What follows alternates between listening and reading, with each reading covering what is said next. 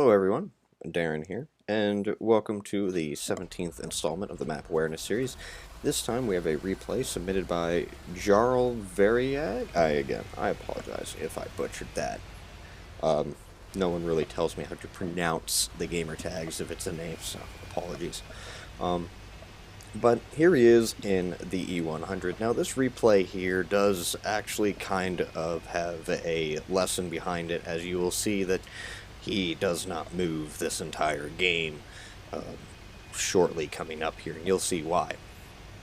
But it does show exactly about the determination to hold out and what you need to do to hold out that often can sometimes lead to success, even if your sacrifice and the sacrifice of your teammates may seem to be in vain. So he's in the E100 right here, and he's heading up to the hill. Pretty much normally what any super heavy or brawling heavy should be doing is going up to the hill. One could argue the place for the E100 really doesn't suit this that well, since it's a giant box, and, you know, they will just shoot heat at you the first moment they see you.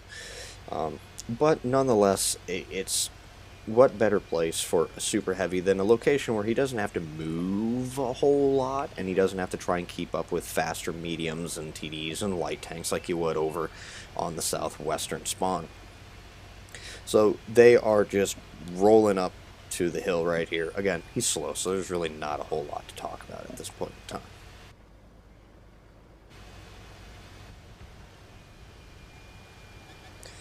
So it appears that the enemy has already taken the hill, and that is because he does not have really any support here. He does not have any vehicles that were fast enough willing to go up and take the hill, and if you notice on the map, pretty much his entire team went southwest.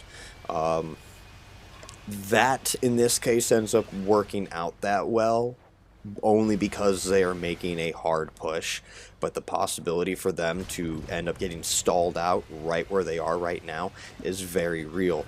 And if they do end up getting stalled out right there, they will just get picked off, and Jarl's effort that you're going to see here is going to all be in vain. Now, he's attempting right now to make the push.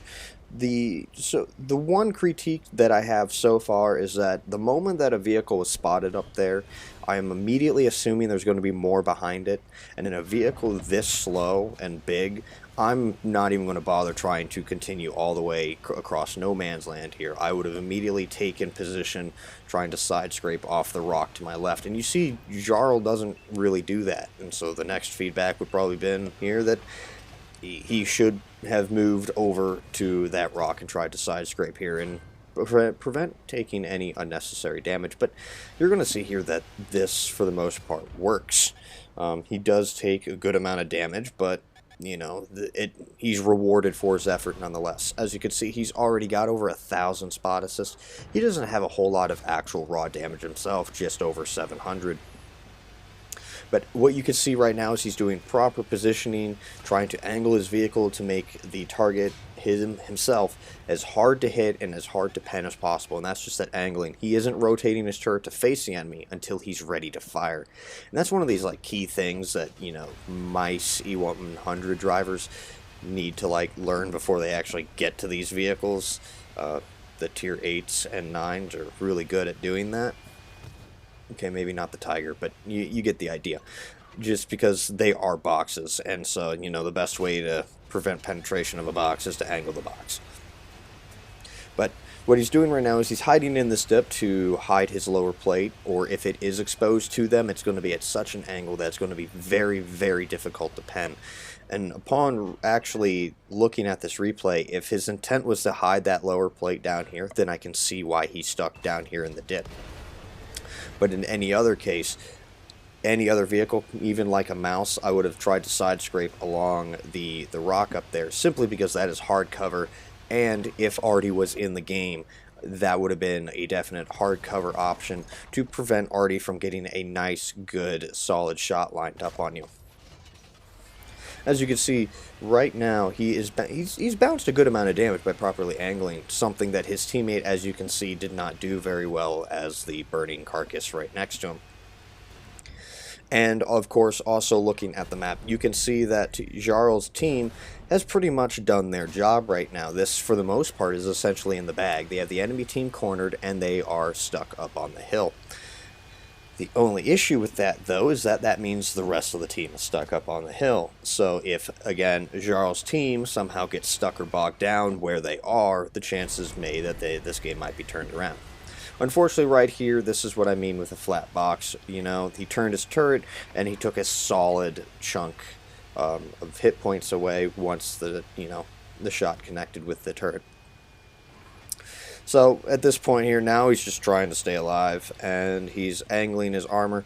As you can see, he's got over 3,000 spot assists right now. He still hasn't done very much damage himself right now. At this point, he's just trying to survive and trying to keep the enemy up there on the team. Took another shot even while angled, or even in the process of rotating the turret there. So now he's effectively a sliver of health right now.